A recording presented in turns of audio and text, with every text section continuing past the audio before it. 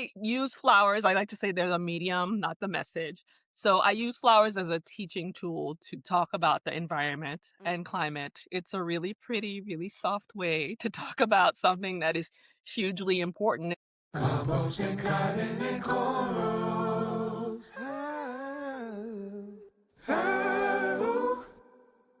Welcome to the Compost, Cotton, and Cornrows podcast, and I'm your host, Dominique Drakeford. Today, we're in conversation with floral designer Dee Hall Goodwin, who's using flowers as a gateway into climate education, building a global network of Black flower farmers, and challenging what we think farming, beauty, and sustainability looks like. Let's get into it.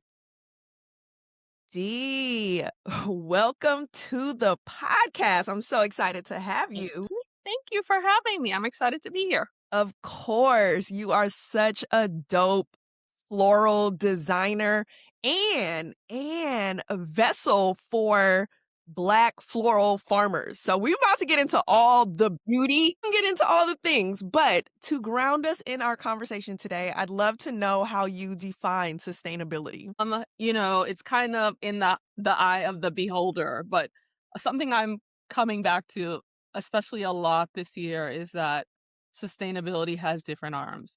It We live on the planet, so when we talk about sustainability, it has to be, things that are sustainable not just for the environment, but for us as people, for human beings as well, right? Like, I never even thought about that until this year, really. Somebody was like, your work and your body, how are you taking care of yourself? Because that's part of your sustainability. So sustainability for me means different things. It means treading lightly on the environment, trying not to leave it worse than it was when I got here. Trying to make sure that there is a place for, all of our children to inherit and to be and to be safe. And yeah, just kind of minimizing the damage that I do as I move about the world in the ways that I'm capable of. Like I say, that looks different for everybody. Yeah, There's no like sustainability Olympics, right, right. So we do the best we can with what we got. I know That's it. that's right. I know that's right. Thank you for that holistic definition. It is really doing the best you can with the resources that you have, treading lightly on self as well as environment. So thank you for that grounding moment. And I'd love to just get started by learning more about why flowers? How did you become a floral designer? What was your love for floral arrangements? So flowers were always there. So I grew up in Brooklyn and also in St. Lucia, where my family was from. So that's where I spent my formative years. And my grandmother was a lay horticulturalist, environmentalist, floral designer on the side of, it's a Black woman. She had a bunch of hustles, and that was one of them. So I saw her doing floral design, having people come to her house, pick up flowers from her garden that she had, cut and arranged. And then living in New York, I grew up across the street from the Brooklyn Botanical Garden. And I was a children's garden member. I had a neighbor upstairs who was very much about that life, baby in the backpack, getting all the kids out in the community garden. In fact, one of the gardeners who was like a lifelong friend, he recently passed away, and she told me that his mom had kept his sign with his name from when he was little in the garden. It was very important to me. It's now a multi-million-dollar apartment building, that garden that we had, Of because course. we know. But, so flowers were kind of always there. And as I started planning my wedding and looking for locally grown flowers, I couldn't find them. I live in Virginia, and I was really surprised because this part of Virginia, or Virginia generally, you think of as having this rich agricultural history. And I was really surprised to not be able to find local flowers. And so I had a garden I'd already started as a pollinator patch. And I decided to just go ahead and, you know, get rid of my whole entire front lawn and start a microflower farm out of my need for wedding flowers. And that's kind of how we got here. Wait, So were the flowers in bloom by the time your wedding came? yes. So ultimately I ended up founding a growers collective locally Yeah. too, to bring in people, and so having, flowers grown not just by me, but my friends too was really special to me to kind of carry that local moment with me down the aisle, as it were. So That yeah. is the dopest thing I've ever heard. I Like, I do can't not find any recommend. local flowers. I'm about to just create my own floral garden so that I I can mean, source my own. I What? mean, you know, we are resourceful, right? Of It's course. like you see a problem or you see something and you look around and you're like, well, nobody else is doing it, right? Yeah. Who else but me? Why not me? I like to joke that I say, why not me? Nobody was like, this is a terrible idea. Don't do this. And so I did it. I'm sure people were like, okay, this is cute. You're going to be out there doing flowers. And so, yeah, I took them to market and then people started asking me to do weddings, events, workshops, and it blossomed from there. Quick, your upbringing in Brooklyn, for clarity, Brooklyn had a lot of flowers because I think sometimes Oh, there's this yeah. misconception of Yes. concrete jungle. I No, lived in Brooklyn Brooklyn for is a while. actually one of the most tree-lined cities in the country. People Wow. don't know. They don't realize that. And there's a world-class botanical garden there that I was lucky enough to have access to. It I was is a children's beautiful. garden member. I, spent a lot of time there. And so yeah, and don't sleep on, front yard gardens, community gardens. It Mm. is a city that is full of gardens in part because there are people who come from everywhere and bring their traditions with them, including gardening, which they adapt to that urban environment. So yeah, again, I grew up seeing urban gardening and what that could look like, so it didn't seem like, a crazy idea to me. It was what I knew. I love that. I love that. And you said that you're a horticulture activist. Yes, so I use flowers. I like to say they're the medium, not the message. So I use flowers as a teaching tool to talk about the environment and climate. It's a really pretty, really soft way to talk about something that is hugely important and people don't necessarily consider when they think about the grand scope. Like I said, I had a garden that started out as a pollinator patch in part because I wanted to attract pollinators that I knew we should be finding in this area. I live on the coast. We are one of the two places tied with New Orleans for sea level rise. I get to see up close and personal what that looks like.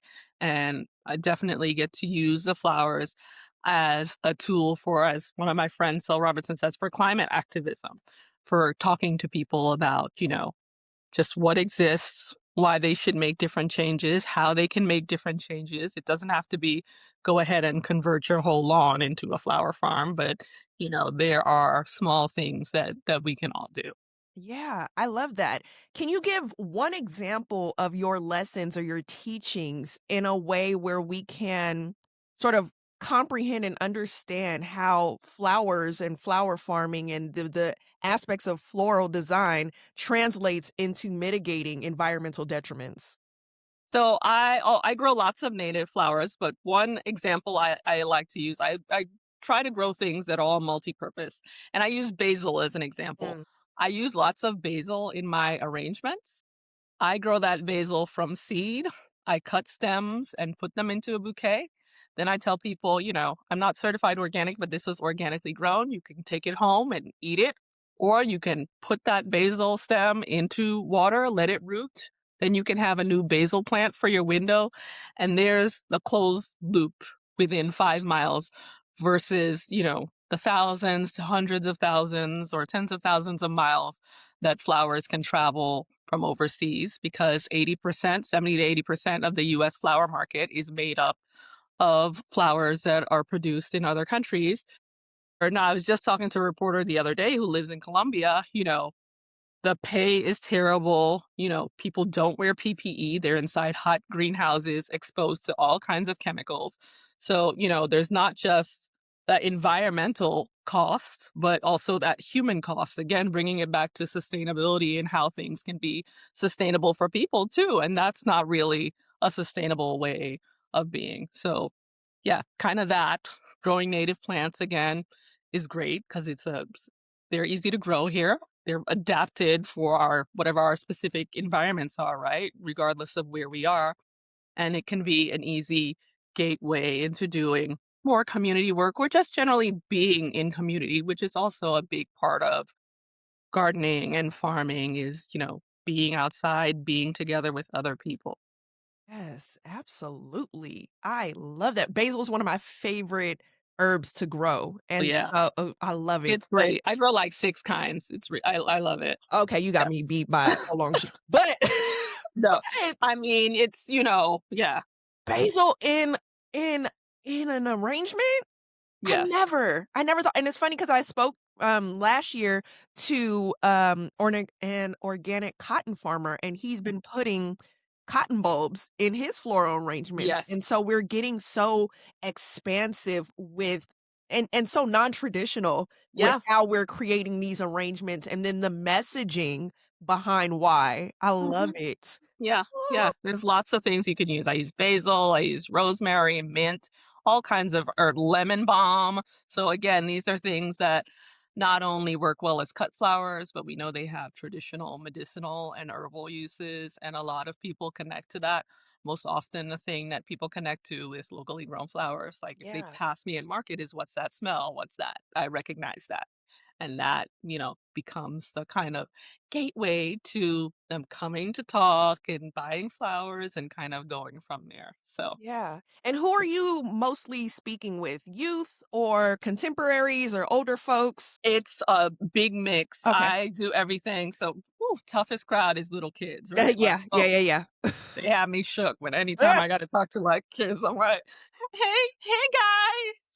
it'll humble you real quick to Listen, try to teach some babies. listen. Oh my God. Yeah. Like that. I'm never more scared.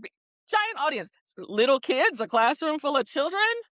No, I don't know if I Hilarious. can manage that. Right. But yeah, for everybody from, little kids to, college kids to, people who take my workshops or whenever I go speak, I speak a lot about sustainable forestry and sustainability in horticulture. And so it's kind of a big mix. I love getting to 0 to 100 basically is kind of the range. Love it. Love it. Now, Dee, please talk to me about how and why you created this community or this network of Black flower growers or farmers. Yes. I mean, there wasn't one, right? I've actually, and I didn't think about it, and I've been in sustainability for many years, and I didn't think Yeah. about Black flower farmers. Yeah. So, I mean, we know that Black farmers represent a really small population in the United States Mhm. for myriad reasons I don't have to explain to you, and Black flower farmers represent an even smaller piece. Like, I estimate there's maybe something like 100 Black flower farmers in the United States overall. So our group has about 60 members. It's international. We have members from 4 different countries. And we have an 18-year-old that just joined. So we have members, who are 18 and, been doing it a couple years to people who have been doing it for decades. But we also have like a Rosarian in the group from the Missouri Botanical Garden. They have a Black Rosarian. We have, entomologists in our group, Black entomologists. So we've got people kind of in related fields. And yeah, basically, I didn't see that there was a group.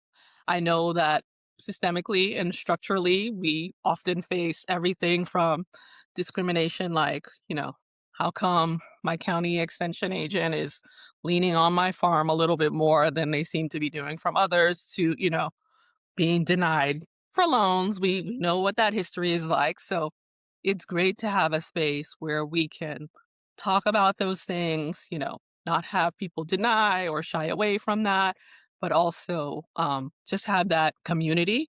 We talk about everything from where we get seeds to grants and, getting together. Recently, a bunch of us attended a floral intensive in July. There were 9 of us. We had a whole table, and Mm. that was great. But even at that event, we had, some like aggressive remarks, about us all being together at the table. And it's like that this is why the group exists, because there's always gonna be something, right? There's always gonna be and so it's been really great to have that and to have that community. One of our, members is Mima Davis of Urban Buds, who's been doing this for like 30 plus years. And she'll always say, like, "Y'all don't understand, when I started this, I was the only raisin in the oatmeal. I was the only chocolate chip," like, and so it's really it's lovely to have a community who, what's understood doesn't have to be explained to. Like, Exactly. there's nothing like that, and I'm glad, I get to do it. We got our first grant this year, so I've been Yes. able to help people, Are you do a everything 501? from. No, Okay. not yet. So more of a collective. Yes, a Okay. collective. So, done everything from, helping people to get tools or amendments they need for their farm to, professional development. And I love that. I'm so excited to have people's money to give away, Yeah. Oh, you yeah. know. It's been incredible, and I love being able to say, "Yes, you get this. You get it. It's been really fantastic to be able to encourage people to keep going. And, farming can be a solitary activity. And, it can be something that's not easy. Farmers don't make a lot generally, Mhm. even though flowers generally have one of the highest profit margins for Mm. crops, actually. So, it's also nice to have a group because a lot of people, you go to larger events and people kind of don't think as flower farming as real farming. And I remind them, no flowers, no food. Right. So just What? But remember that, right. you know? Right. So say what you want, but at the end of the day, you know. So yeah, I love getting to be the steward of that, and that it keeps growing. I'm getting ready to we have a conference we're going to in a couple months, and I'm gonna see a bunch of people, but I'm hoping eventually we'll be able to have a space where we can have a regular retreat and just spend time and be and talk shop if we want to, or not, or, Yeah. don't. There's lots of conferences and educational things, etc. But it'd be lovely to have a space where we can just chill and just be. Yeah. And just be. Um, when it comes to Black flower farmers in particular, what do you find is the largest pathway for income? Is it B2B, B2C? Is it weddings? Is it conferences? Is it So it Valentine's depends. Like, Day? yeah. So for me, like, weddings and events are the largest part. But that's because I'm a small scale urban farm. For larger farms, it might be markets, might be wholesale. So B2C can be another one. But for me, yes. So weddings, events, and then B2B is also really big for me. And it just really depends on the part of the country you're in, and kind of, whether you're rural or urban. Those things make a difference. If your clientele is Brooklyn versus, whatever, rural South Carolina, that's going to be a different set of clients that you're appealing to. But flower farming generally has lots of variations, and there are so many avenues. That's one thing I love about flowers specifically. With vegetables, you're sort of limited, right? You can't sell tens of thousands of dollars of vegetables for a wedding or Yeah. whatever it is. You know what I mean? And so I do love that. But yeah, it really depends. And I've loved in the past year, there's some farmers not terribly far from me in North Carolina who I'm friendly with, who have been coming and freelancing for me for events. And we're already talking about our 2026 events they're going to come for. And I love having, my friends, my team, who are also design experts themselves, to be able to do that work with me. Like, having I've really loved having that. Community that you are Yes. a catalyst in cultivating. For your brand, right? For Mermaid City Flowers, is do you feel like the aesthetics or the messaging of sustainability or just the land stewardship, what do you feel like people are vibing with the most to gain attraction and have that lead to, building a bigger brand? So I think part of it is just novelty. Mm, As much as we think when we have a business, oh, like, people have heard of me locally or they know, part of it is the novelty. You grow flowers, you grow them here in the city, and you have a studio and you do events. All of that stuff is really surprising to people who think of farming as, a rural agricultural activity right. that's done by an older white person, not, a younger Black woman in a city, kind of.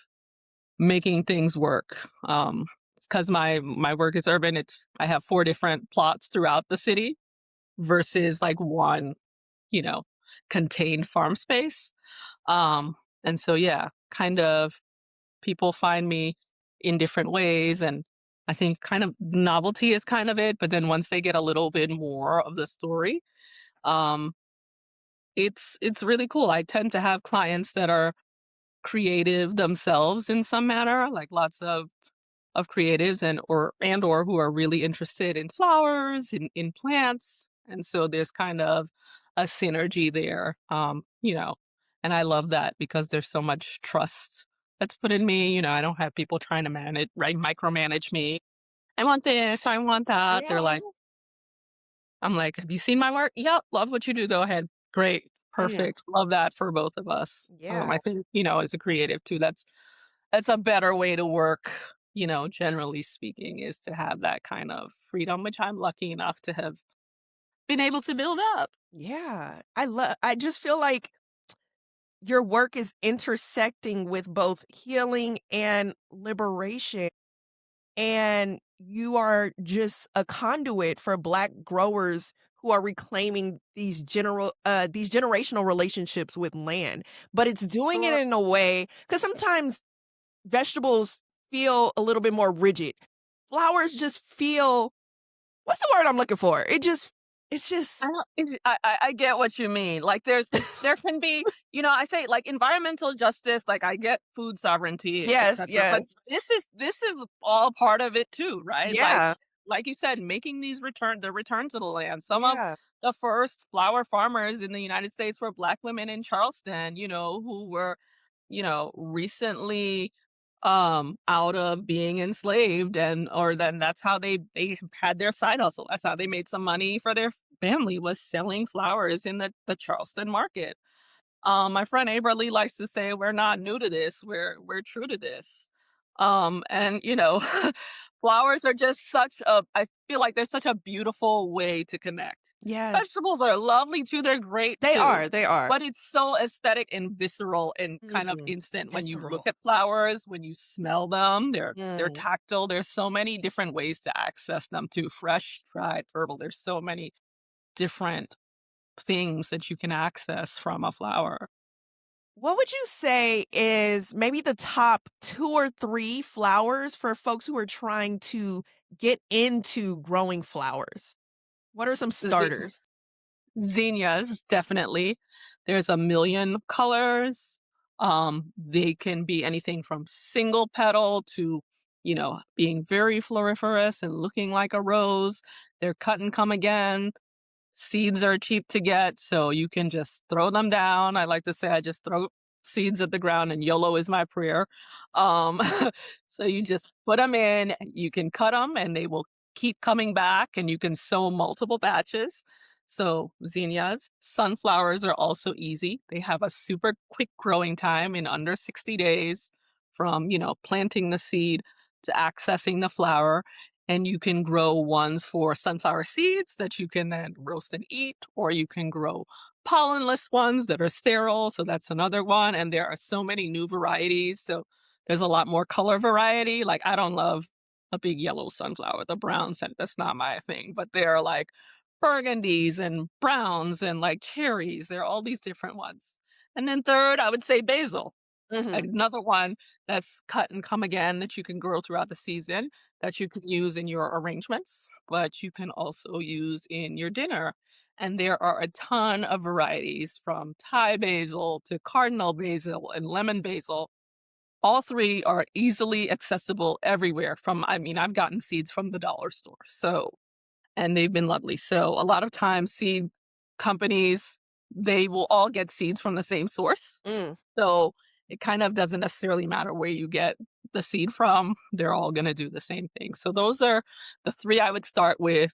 They're easy for like summer blooms, for having something to put in your kitchen, to take to your neighbor or whatever it is. Yeah. Thank you for those recommendations. I grew sunflower for the first time this summer, and you're Okay. right, it was very quick. Yes. And I typically grow marigolds just because of the Oh, vegetable yes. garden and repelling insects, but I Yes. absolutely wanna start planting more flowers. Yeah. Um, do you have any medicinal flower recommendations? So lots. Like I said, I grow lots of herbs. So that would probably be the first thing. In addition to the basil, there's lemon balm that I grow. Calendula is a Wait, great sorry to one. cut you off, D. It's something just clicked for me. Are herbs under the flower category? They can be, they flower. They So like I flower, use so the because basil. Yes. I I never use I mean, okay. they can be. I use calendula, for instance, is an herb that lots of people use. Feverfew, chamomile, again, Yeah. lovely in arrangements, but also has herbal and medicinal applications. There are lots of flowers that can meet those requirements. Lots of things we use for teas, for Yes. tinctures, whatever it is, depending on like the world is your oyster, and it's very easy. There's so much information online to kind of cross reference. Lots of seed companies, especially smaller ones, will give you information about various applications of seeds. And I think, but strictly medicinal, I want to say is one that sells different seeds that have obviously those medicinal applications. Love that. I love that. And it just brought me to another question. I'd love to know a little bit more, like digging a little deeper into how your Caribbean heritage plays into all of this in terms of honoring history and culture and sustainability at all. My grandmother, she everything she did was sustainable. Everything was recycled. She grew fresh flowers that she had fresh for arrangements, but she would also take like loofah, the gourd, Mm. and use the loofah and cut it up and Rough. make dried flowers, like make, little flowers on a petal. She'd add a stem, etc. So I saw somebody who used all sorts of materials to to make work that was creative, that's still kind of innovative. That's not like something that you really see or hear people think about. So that was huge. Always having a connection to the soil.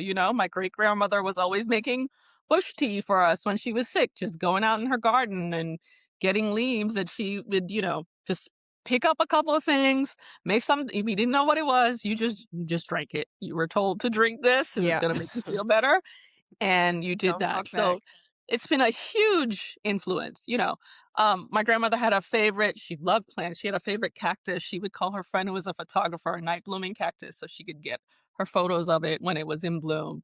She, her property, I mean, it's still in the family. Our family property was originally this big sandy parcel, and she had all this volcanic soil trucked in to to amend it and make it better. And she brought roses over from England because at the time St. Lucia was still a British colony.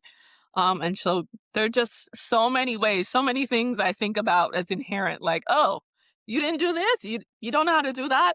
Were just things we did, collecting rainwater, using harvested rainwater to water plants, etc. Just things that were natural to me and we now have, and it falls under the bent of sustainability, or things that people have been doing for millennia Mhm. without it having a name. And a Mhm. lot of times, we are just now beginning to recognize the importance of all this work and everything that came before us and how important that is. Mm. And what's the native flower for St. Lucia? There are lots of different ones. Um, when I think of St. Lucia, I think of like birds of paradise, Okay. heliconia, like ginger lilies. Mm. There are so many. I went in May of this year, and my grandmother was actually being honored as a cultural icon for her contributions to the country. And I felt like I saw so many things that I had never noticed before. Even though I spent so much time there, I continue to spend so much time, but I feel like every time I go and maybe go to a new part of the island, I learn new things. My Mm. godfather's dad was the steward of the botanical garden there, so I'm trying to get some history from him kind of about, what his dad did too, and to kind of pull that into you know, all my work and applications, botanical gardens have always been important for me. And here in Norfolk, I recently got on the board of directors of the Norfolk Botanical Garden. But for a couple years, I was on a committee. It's the only WPA botanical garden in the country that was founded by, uh, rather built by Black men and women. So it was the only one that existed or still exists. Built in 1938. It was all swamp. They had to be out there in the swamp fighting cottonmouths, building an azalea garden that they then couldn't go to because of racism, right? So, like, these people have stewarded the land, and because of the shame attached of not being able to go back and how poorly they were treated, a lot of their names were lost to history, unfortunately. So we only know 76 of the 220. But we're constantly, that's one project I work on with the botanical gardens, is kind of finding those names and also bringing back people to the garden who felt like they didn't have a place, because gardens are a space for all, where we should all be and feel comfortable to go. Yeah, 100%. And you're right from your earlier statement. Brooklyn Botanical Garden is one of my favorites. And you have like this Brooklyn culture, you have the Virginia culture, you have the St. Lucia culture, and it's reminding me of wanting to know like your creative practice when you are putting together um a specific floral arrangement. Like if somebody doesn't tell you specifically what they want in the floral arrangement, how do you decide energetically and medicinally and all the things how to create that arrangement? Like what is your process? Cuz there's so much. Yeah, I let the flowers do the work. So Mm, I have a basic recipe that I start with. I kind of always know what things I'm going to include, whether that's, foliage or a focal flower, etc. But it literally starts in the garden. My work is all about seasonality. So, mm, I start there. A lot of times I will just, especially early in the morning, I just take time to reflect in the garden, kind of observing. I feel like that's a big part of my work too. It's just quiet observation of what exists, which is also pretty meditative, like in doing that thing. And then it kind of builds from there with what's available to me. And I feel like I've been doing it long enough now where, it's become second nature, but definitely that's kind of how it starts, with my yeah. loose recipe and then finding the things in the garden that meet those requirements, whatever they are. Yeah. And was it the same process for your wedding flowers? Yeah, that was a little more maybe like, I'm gonna be a bride and I'm gonna have like, these are gonna be my colors. Princess energy. Yeah. But also, yeah, like whatever was there, like just showcasing the best. Like I picked my wedding date based on floral availability. Like I was like, I know this is gonna be in season. I know this is gonna be in season. Wait, Yeah, run that again, D. You picked your wedding date based on floral availability. That is that's what you next level dedication. that's what you do when you're, in the industry. That's kind of like, well, I know what I like and I know what I want to use, and let it snowball from there. In fact, a friend of mine who's a horticulturalist just got engaged, and I know she wants me to do flowers. I was like, what month are we thinking so we Mm, can talk about that? We had a phone call and we're like doing her Pinterest based on like what we know the floral availability is. So it was funny to have that conversation, kind of lose mm. somebody in that. So yeah, Does like personality or color palettes or scents ever get woven into that? Or that's sort of like the absolutely. outside minutia? Yeah, no, absolutely. I feel like for me, I don't know if I just naturally gravitate to things. So in the fall, I feel like my palettes are always autumnal, or sometimes what I'll call an autumnal rainbow. And it's just like, I don't feel like I'm intentionally making the choice to grow these things for that season that will be in those kinds of colorways, but it ultimately ends up that way. Some of it is just the things that are in bloom at that time. Like you said, like marigolds. So like those oranges and yellows are like super fall, Yeah. fall colors, mums, the things that bloom at that time of year, right? Versus in the spring when you have tulips or anemones and you think of those as being pastel Easter egg colors. Like, yeah, they come in lots of dark, deeper colors, but often people don't want those colors at that time of year. So you kind of start to naturally build, but definitely palette um, plays a huge part. I share a creative studio with an artist. And so sometimes when I'm doing something, I'm like, I'll ask her. I even have a color wheel in my studio too, so I can kind of decide if things are like complement if they're working. But sometimes if she's in there, I'll just ask her like what are your thoughts about like the way this is developing color wise?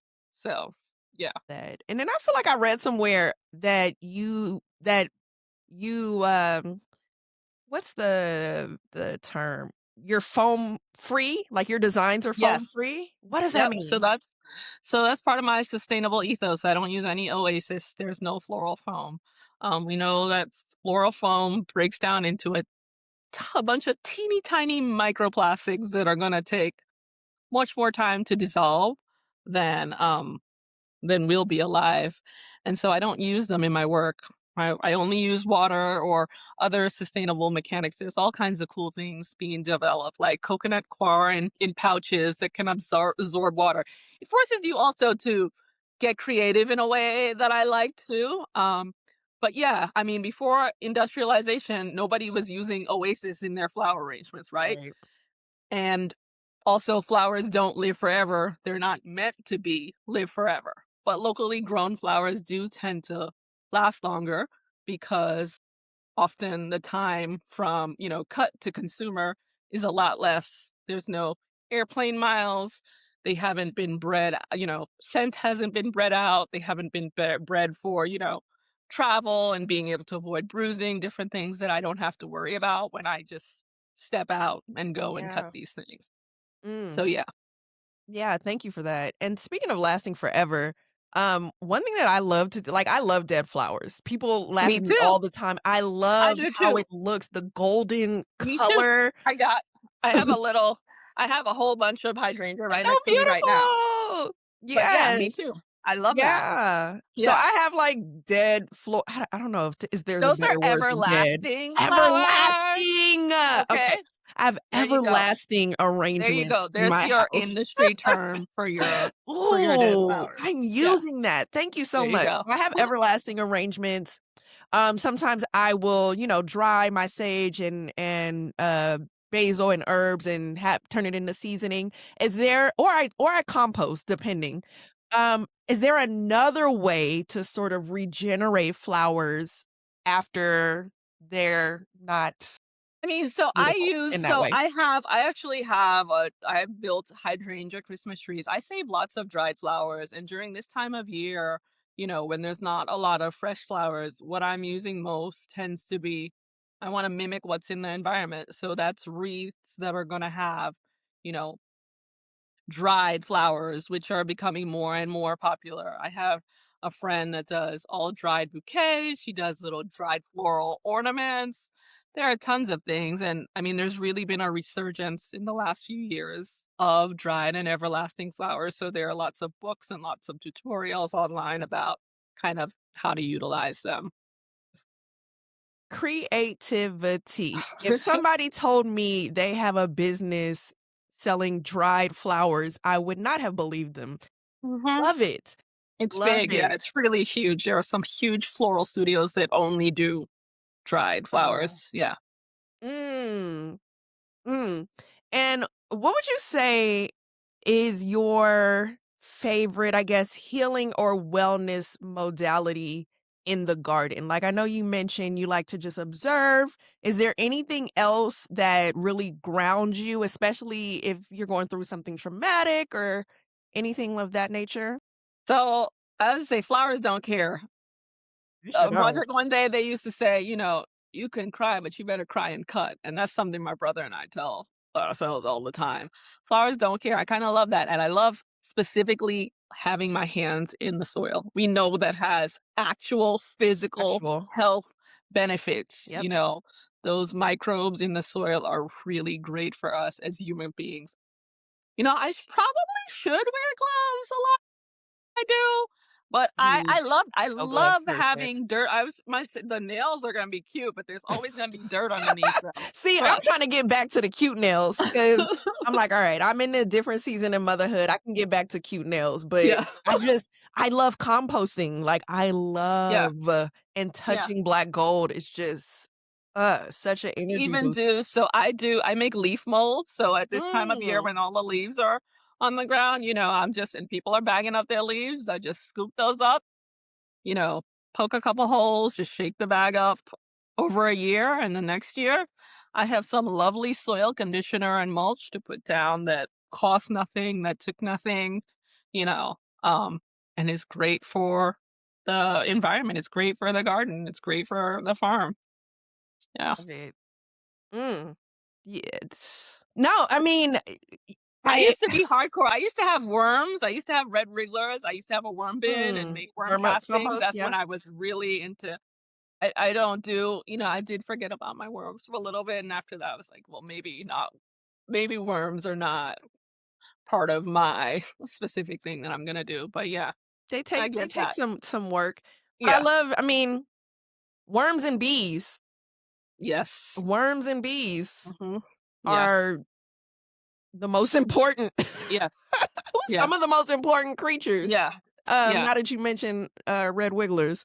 Yes. Um, and I love that piece that you said. What was that? It sounded like a bumper sticker. You said, "No food without flowers," right? Yeah. No flowers, no food. No Like flowers, no food. that's it. And I think even a lot of people don't even understand or draw that correlation, and No, to I me, think it's so people don't.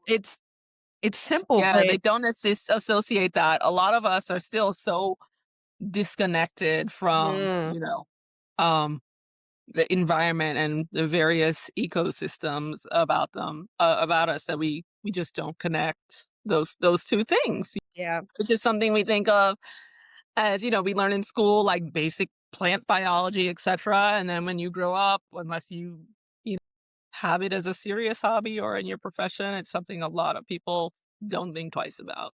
Well, you are out here helping to connect that disconnect for I hope sure. so. Queen, you're queen pollinator for real. For real. I love everything that you're doing, and I know floral designer is probably the more traditional term, but you're really a floral artist. Like you're really an architect in this space and cultivating ecosystems that center Black culture, I think is really beautiful and pivotal in this space, and I'm so excited for the evolution of, the future nonprofit or the future Yes, right, we're gonna I speak have that some into ideas. existence. I was texting some friends about it yesterday, and I was like, "Wait, I think I just got a grand idea, y'all." And some members of the group, Yes. I was like, "Let me," so Create the own pathways for funding because it's so yeah, I mean, yeah, necessary. yeah, you have to do it. Nobody else is gonna do it, and like I tell people, nobody else is gonna tell your story. Is gonna tell our story besides Right. us. You know. Mm. And it's so much better and more authentic when it's coming from somebody with that lived experience. I know a lot of people have, the kind of like, why you want to go back to the like we left that. Why you want to go back that? And it's like, why wouldn't we? We're Why wouldn't we? dismantling look, we're our ecosystems are dismantling that Yeah, conversation by yeah, conversation. yeah, So, I'm hoping that more people and I feel like more people will invest in you and in the community that you're cultivating. So, yeah. I hope so. I think a lot more people are especially after the inception of this administration, I think folks are trying to be more intentional with how and where they spend their coins and invest in more Black businesses, sustainable businesses, et cetera. So Definitely. Yeah, we are seeing so many things that we took for granted or some people took for granted be rolled mhm. back or no longer exist. And as revered supposedly as the American farmer is, they have taken a lot of hits. The irony is that I see like a lot of black farmers talking about not necessarily taking those hits because of discrimination where we were not, you know even in that conversation to To begin begin with, with, and exactly. so kind of unfortunately, that insulated us from from these Right, specific problems, right. the irony, The irony, but right, yeah, yeah, right. Yeah, 100%.